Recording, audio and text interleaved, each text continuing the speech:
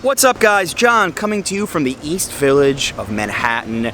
You've heard of the High Line, you've heard of Central Park, but today I'm going to show you around a different kind of concrete jungle.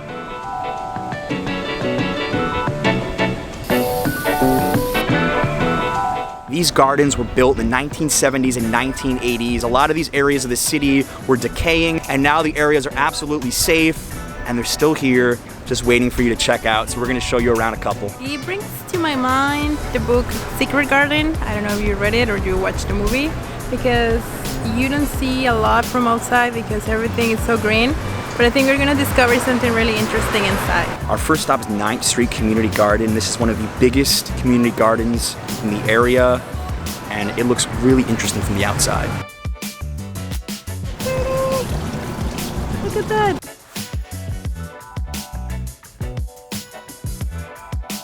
It's like a fairy tale house or something. My first impression of this garden is I like all the little nooks and crannies, the hidden areas just to sit. We have two dinosaurs having tea.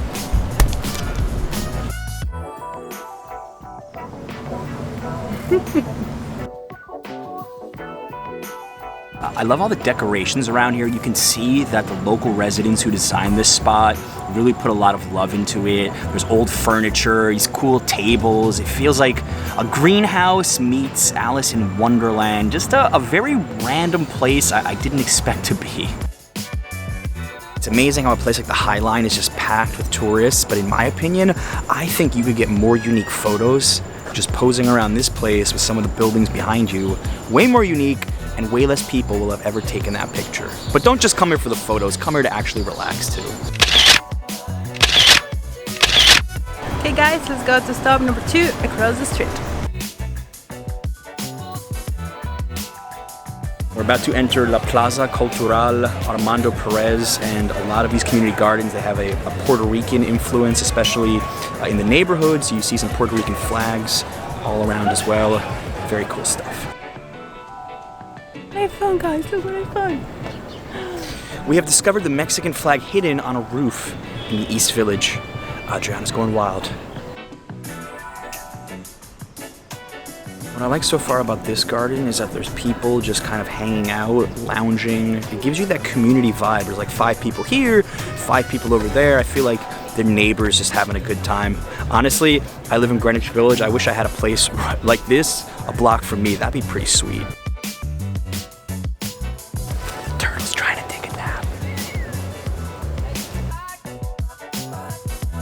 I think I like this garden a little bit better than the other one, which was still very cool. It's a little more spread out, and the little pond here and the way they cut some of the trees gives me a very tranquil feeling, just like that turtle.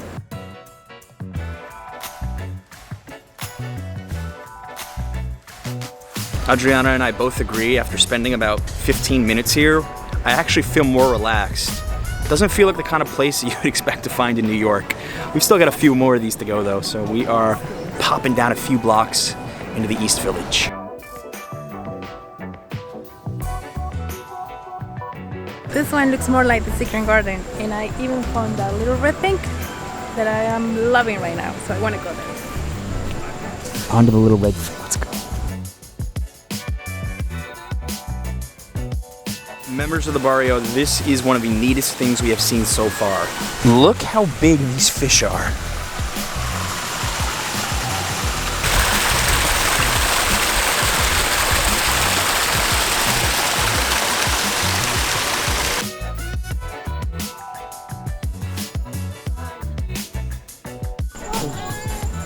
All right. Is this your home? I think we're in their home right now.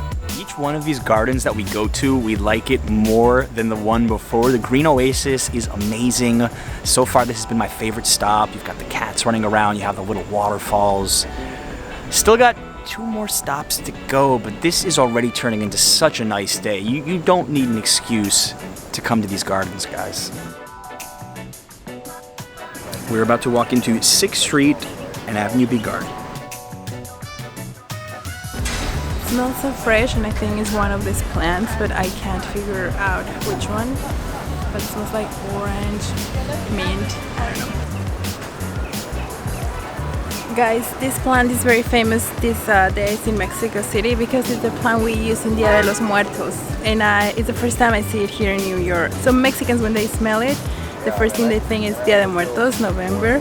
It's I can't describe it, so I'm so happy I found it. I think I'm too congested, I can't smell anything.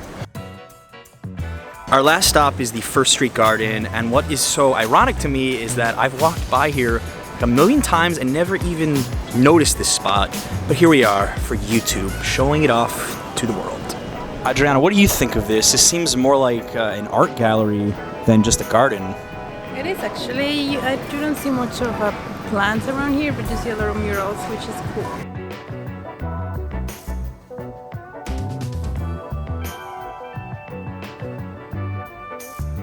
Little bonus tip for you guys, just cross the street away from that garden, come here, you get even more murals everywhere. And I think these ones are newer too. The spray paint, very cool stuff.